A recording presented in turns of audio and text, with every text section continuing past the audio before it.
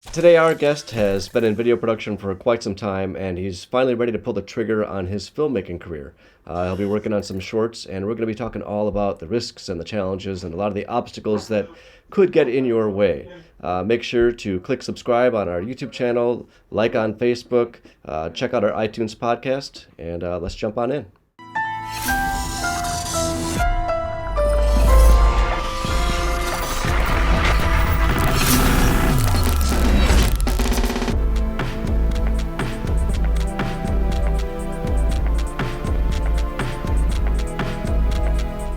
All right, well, we are back. Felipe, what have you been up to? I have been a very mischievous person, but I just came from the cinema. I was watching Bohemian Rhapsody, and I absolutely recommend. No spoilers, although it's a story that it already happened in the past, so there shouldn't be any spoilers. But it's a terrific movie, a terrific acting. The soundtrack is obviously very good. So, and what about you? What have you been up to? Saturday night I went to a Nine Inch Nails concert in Chicago, and it was pretty amazing.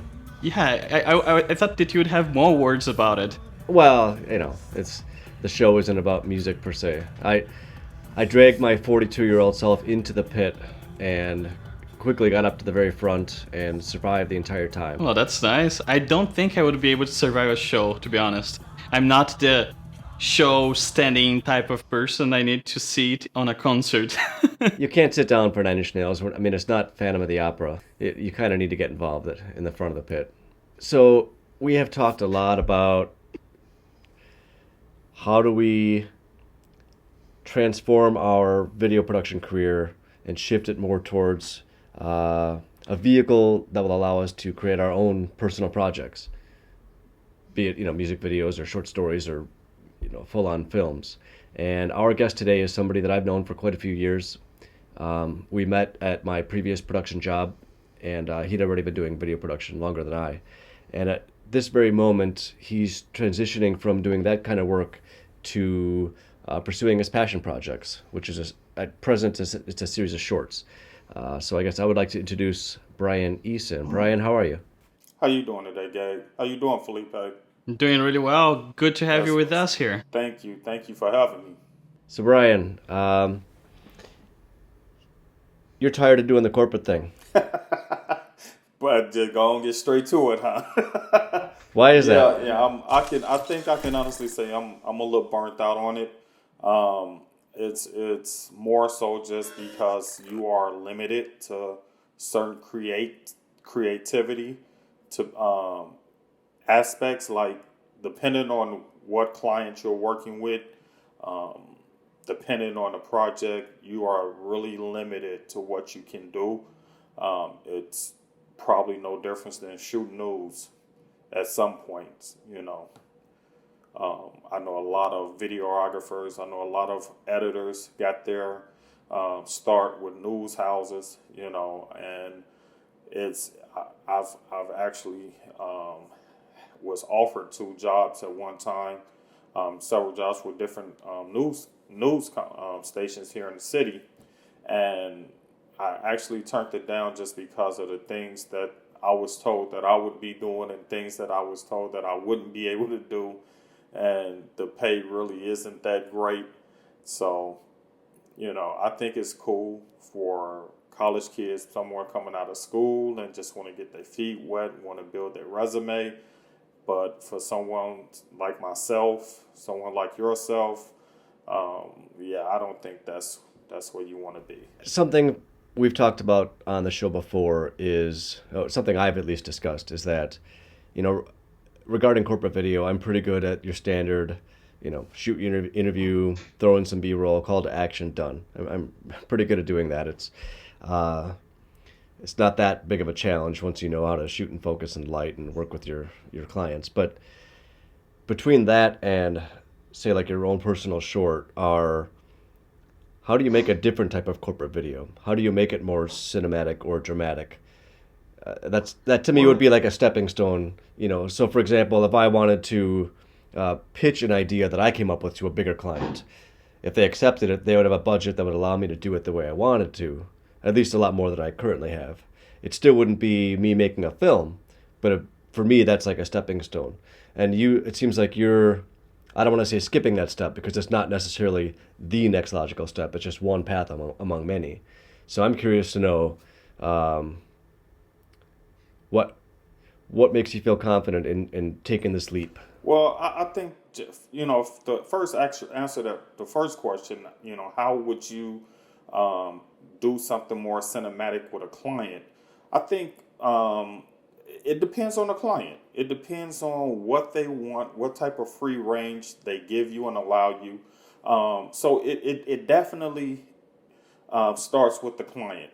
If the client say, "Well, we're looking for something like that," and they are willing to sit down with you and hear some of your ideas, some of your thoughts, share with you their thoughts, and you can incorporate those thoughts and ideas into a storyboard, then I say go for it. I mean, I think that's probably that would that's like a dream come true to be able to get a client call you and tell you, well, look, we're looking to shoot something more cinematic, something more on the lines of storytelling, as opposed to shooting break room meetings or shooting product shots. And don't get me wrong, these things pays the bill, and I have nothing against those things. I'm not opposed to video production because whether it's shooting film or whether I'm doing video production, I love production,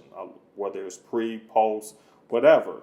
But I did not get into this business. My goals and my dreams was not to come into this business to become a videographer. And to me, a videographer is someone who just shoots video, whether you're shooting video to sell images online or whether you are shooting video for a corporate office or a business or wedding. You have wedding videographers, and that's all fine and dandy. We all have been there. We all had to at some point start somewhere. But when I started with the goal and the mindset to one day write, produce, and direct my own film. So for me, that is the ultimate goal, is not to get stuck or to be placed in a box for just being known for a corporate freelancer. So we're in the same boat, at least emotionally and artistically. That's my goal as well. But you're actually making the leap right now. What steps are you taking? Yeah. What are you actually doing to make your projects happen? Right now, at the moment, I've written a mini series that I'm actually going to shoot. It's eight episodes, but I've written 5 that I'm actually going to shoot. Each one of them are going to be a short film. So basically, the steps that I've taken already, of course, with anything as far as with production, is the pre-production and the script, the drafts, talent, location, crew. These are the things that I'm currently doing right now. These are the things that I'm currently trying to get in place and then set into motion. And so far, things have and are moving along great. I'm excited. I'm anxious. Sometimes I can't sleep because I'm up at night thinking about production and how it can go and the way I would like for it to go. And I'm constantly coming up with new ideas and new concepts. So that's really what it is for me right now. Actually, the name of the miniseries is entitled Second Chance, and I can't wait to get started. It's been a long time coming. And you've reached out to me to help you make this happen, which I'm excited about as well, because for me it's not my, I'm not the brainchild of this project, but being able to help somebody do something dramatic, it would be a nice welcome break from corporate video for me. So I'm really glad that you reached out to me when you did. I appreciate you willing to give your time to my project. And I'm gonna be totally honest with you. I remember the morning that we met, and when I shared with you my ideas. And although my screenplay is written from a religious standpoint, one of the things you said was, religious concept. One of the things you said was, although I don't really follow religion like that, I'm interested in the story.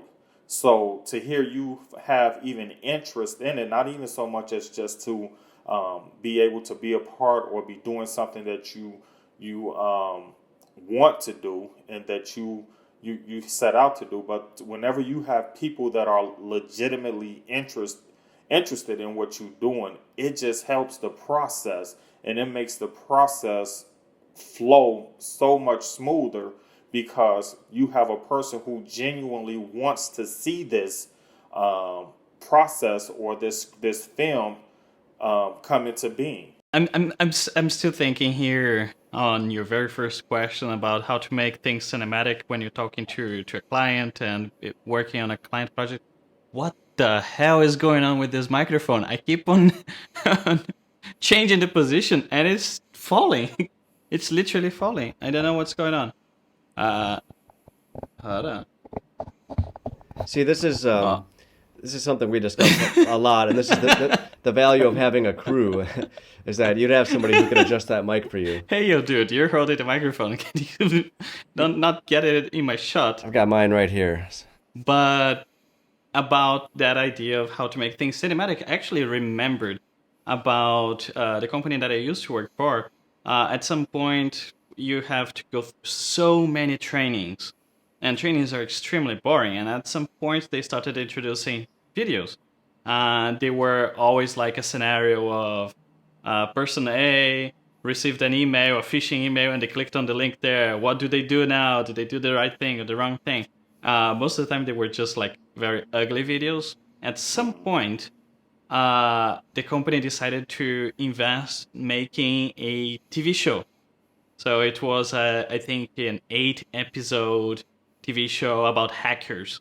So when you watch that training, it really feels like you're watching a TV show. So for me, that was very interesting to see the company going there and saying, let's do something more creative that will really grab people's attention, because people go home and they watch TV shows. So let's give them a TV show, but with the content that we need them to assimilate, which is, for example, how to not be hacked or not fall into these problems with phishing emails and scams and etc. And really see the exciting part of behind the scenes of what happens if you click on a phishing email. The hackers on the other side is like, oh, it has just come through. We are able to hack the computer, whatever.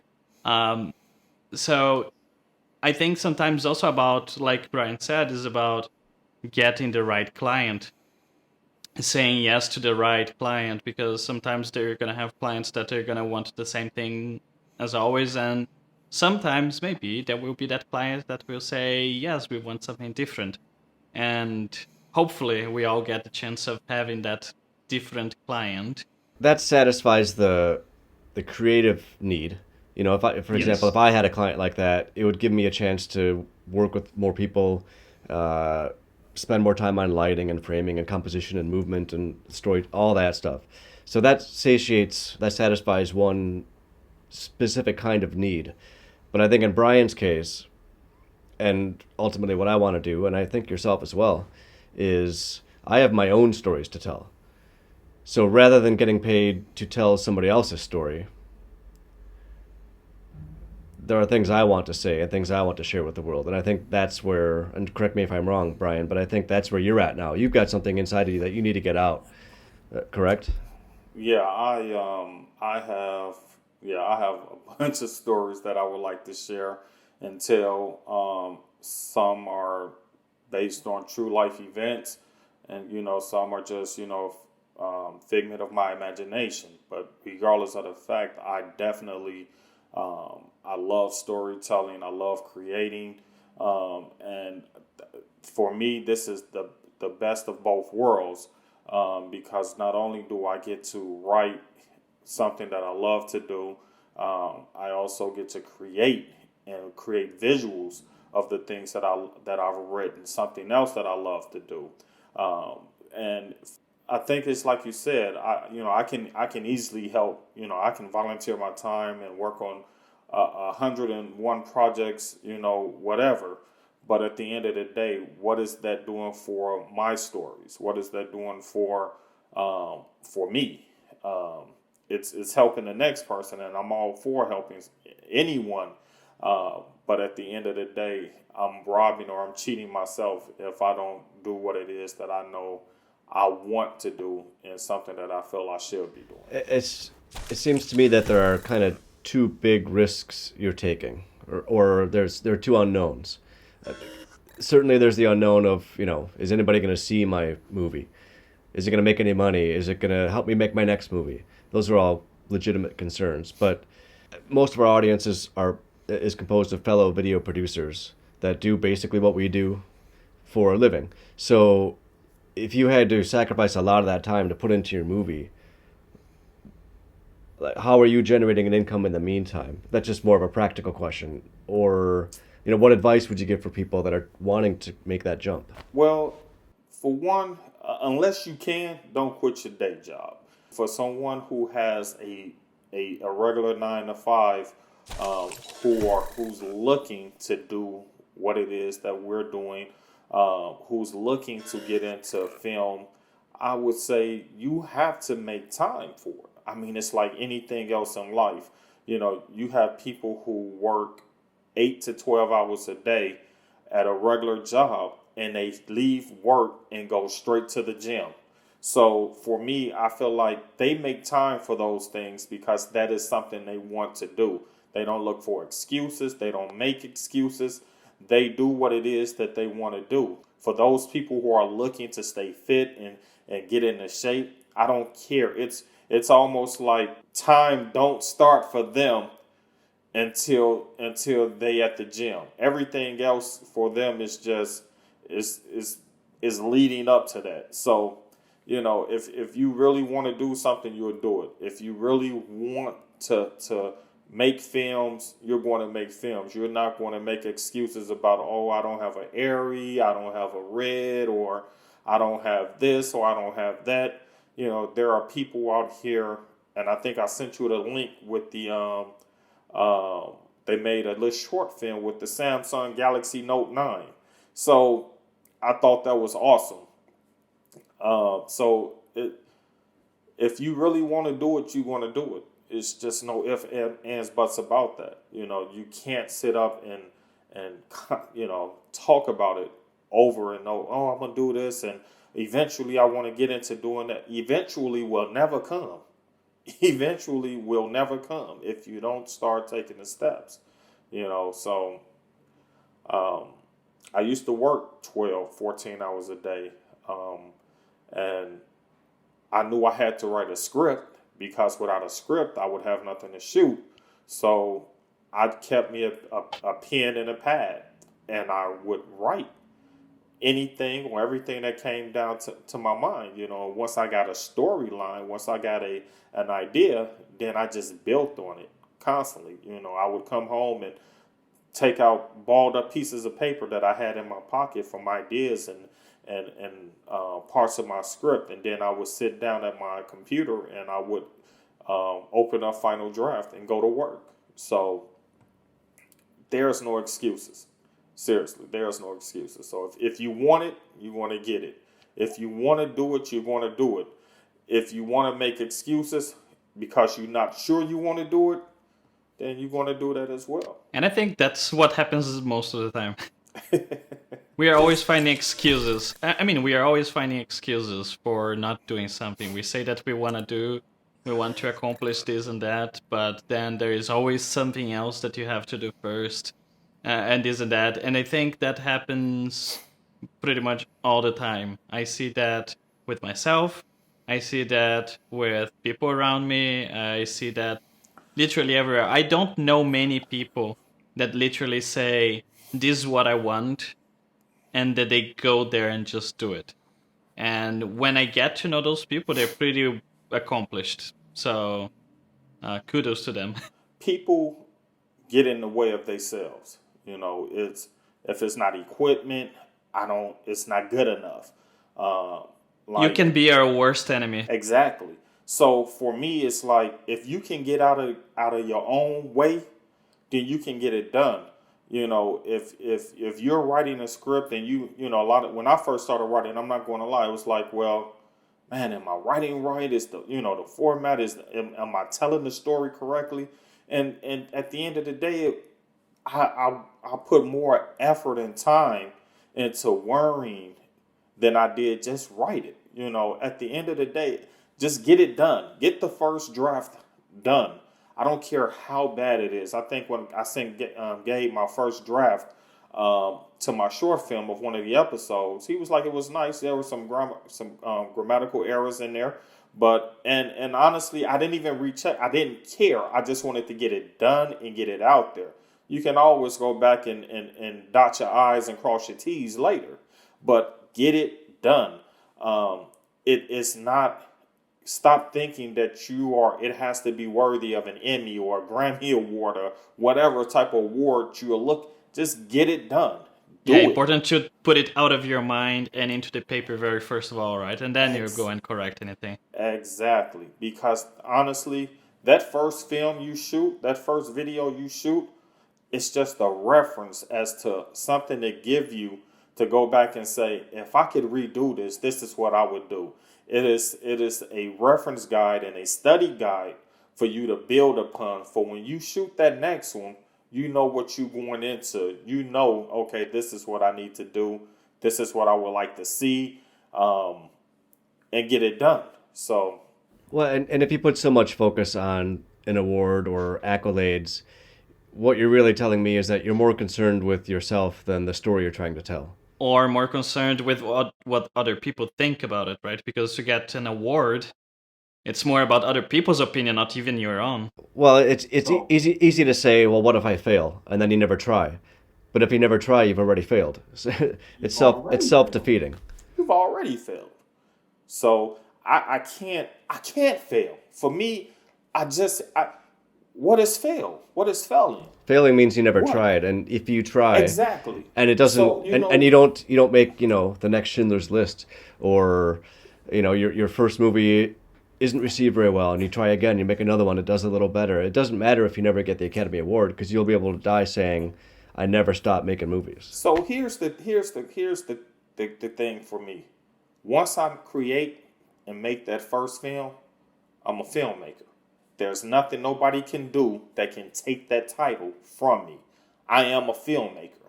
Now, whether 5,000 people view it, hey, that's out of my control. But one thing that I can honestly take to my grave is that I was a filmmaker. I created a film. I've written several scripts. I am a writer. I write films. I write movie scripts. I'm a writer. I can't see. We attach titles. People attach titles to themselves, and they don't want the responsibility that comes along with that title. If you are a filmmaker, if you possess the title of filmmaker, then you are responsible for creating content. It's your duty, it's your responsibility as a filmmaker to make films. If you are a writer, then write. But you cannot take on these titles and not take on a resposibility that comes with them. It's You like me just saying can't that do it. I'm an airline pilot and I don't pilot any airplanes. You ain't never flew an airplane Or you're a other than a drone. cinematographer that's never used lights. Switching gears a little bit, make things a little lighter, maybe a little nerdier. I've got a two-part question for you. Part one, if you could, yes, we've all talked about how the camera doesn't matter, blah, blah, blah. At a certain point, it does.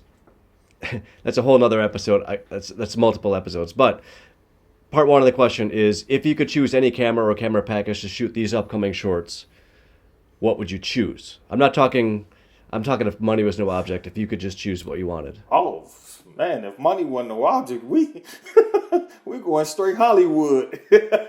I think. Well, I've never worked with an Airy, so I think I would love to do that. That would be. I would love to have that opportunity to work with the Airy Alexa or whatever the best Arri camera it is out there on the market with the best glass, of course. And I would, yeah, if money wasn't an object, or if I had that opportunity, if someone told me go nuts, then yeah, that's what I would do. I already know which one I want. It's one that I haven't shot with, but I watched already a few TV shows that use this camera, and I absolutely love the image in it. And I am one to say that you probably could pull off similar with almost any camera, but there is just something in that camera that you immediately, there's such an organic feel to it that's very difficult to explain. One of the TV shows that was shot with it was Altered Carbon. I absolutely loved everything in the cinematography of that TV show. It's a Netflix original. What's the camera? And the other TV show I started watching yesterday is called The Haunting of Hill House. It's also another Netflix original. And I was watching the TV show and I was like, hey, hold on. That looks a lot like the Alexa 65. Let me check it out. And it is indeed the Alexa 65, the same way as with Altered Carbon. And that camera is just fantastic. And you look at the price, it's like no one can afford it. It's $150,000, just the body. It's a camera for you to rent, of course. And only if money is no object, I would go with that camera. I shot already with Red cameras, Blackmagic cameras, Sony cameras, Panasonic cameras, all of them in the plural. Several models from each one of those. The highest end that I've shot was the Helium sensor 8K from Red, but that Alexa 65 is just beautiful. All right, Brian, part 2 of this question. What about you, Gabriel? Hold on. Okay, fine. It's going to seem like a cop-out answer, but if I had unlimited money to make a movie, I'm not going to shoot it myself anyway. I'm going to hire a DP, and they're going to bring whatever package they're comfortable with. I won't really care, honestly. That's not intentionally a cop-out answer. That's just the truth. I want to direct and write. I'm not really interested in shooting my own movies. Well, I would definitely hire a company, but I would request that camera. So it's not so much that I want to shoot it or use the camera myself. I would just request that whatever DP or cinematographer I went with, that they use that particular camera.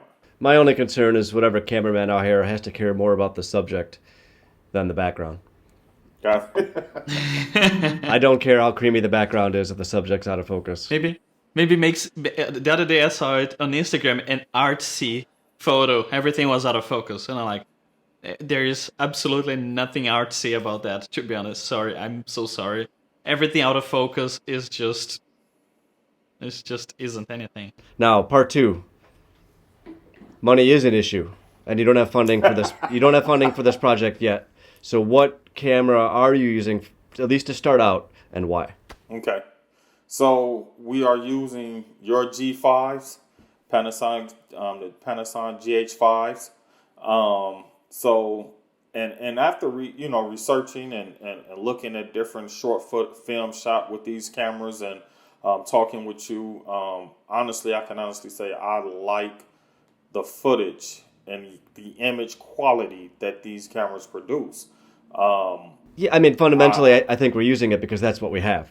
But, I mean, I'm sure we talked about a Blackmagic cinema camera, and, if you had more money, you'd rent, I know you're not choosing the GH5 because it's your dream camera. It's not mine either. But, I guess... Well, to be totally honest with you, I think the first episode that we're going to shoot is going to take... it's going to take about a full night. We're looking at a 4-night shoot. Here in town, you can literally rent a red package out for like $250 a day.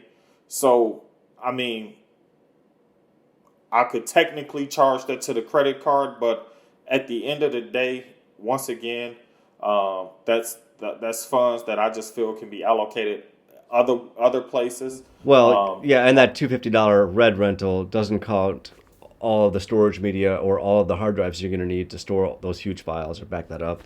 The processing required to edit those files. There's a lot of other costs than just the camera. I mean, yeah, there's a lot of other things to consider, of course. But I think my whole thing is honestly just from speaking with you, and not just because this is what is accessible to me, but because of just from what I've witnessed and things that I've been seeing. I'm gonna be totally honest with you. It's just like, if you can get it done with this, I don't understand why people feel like I have to have a Red or I have to have a Canon 1DX2. I mean, don't get me wrong, great cameras, but I think at the end of the day, you can't allow yourself to get too overwhelmed with the technical parts. I think you've hit the nail on the head where so many episodes we've said the camera doesn't matter. And the general idea is even the worst camera nowadays is better than the best camera 10 years ago. We're so spoiled for choice. Every camera, if used properly, can create a beautiful image. But it does matter after a certain point. After a certain point, like, my clients don't notice noise in the shadows or luma roll-off. Other filmmakers do. We notice this stuff. So this is where it's diminishing returns, but the more you spend, the more you start to get little bits of quality that do add to the image. So it does matter. It does, and it doesn't matter. It doesn't matter if you're using it as an excuse, right? Exactly. If I'm not going to make a movie until I have an Alexa, well, good luck. But if you start making movies, then eventually you might get to the point where you can use an Alexa. Exactly. And honestly, like I said, depending on my goal is to create a crowdfund to help me produce the full length of this series, and I do intend on continuing to work with you as well. And depending on what the budget is looking like, I mean, if we decide to go to a different format of cameras, then that is something. It's not a must, because if we can pull off, if I'm able to reach that goal, set amount goal, to produce the 4 features from using what we started with, then that old saying, if it ain't broke, don't fix it.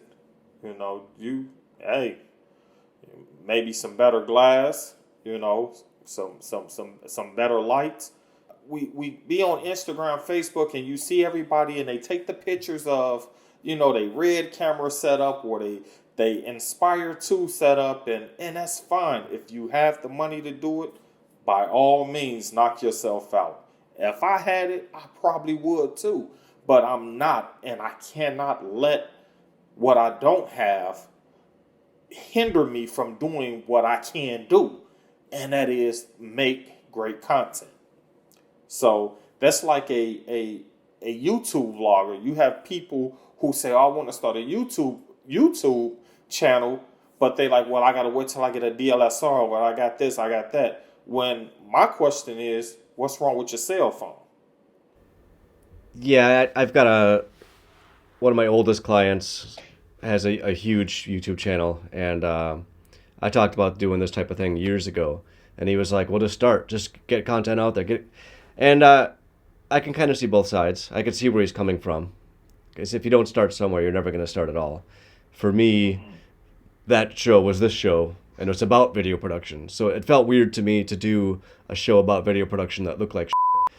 So I wanted to have certain things be in place before I could make the show happen, but I could have waited forever. I could have said, "Felipe, we're not doing this until we both have Alexas," so that we could film ourselves in Alexa and then compress it on YouTube. Never. Yeah, exactly.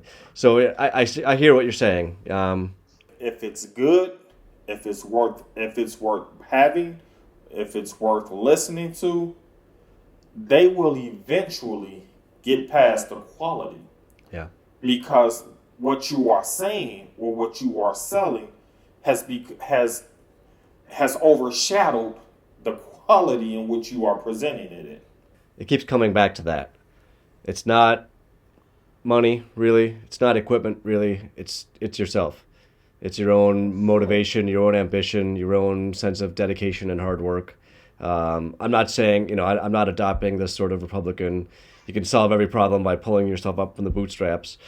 That's a different type of social thing. But I just mean emotionally, intellectually, within yourself, you are going to be the biggest obstacle to your own success if you just don't start doing. Or I'm wrong. Felipe, what do you think? No, I completely agree. I mean, I am from. I'm. I know that the only thing that stops you from doing anything is yourself.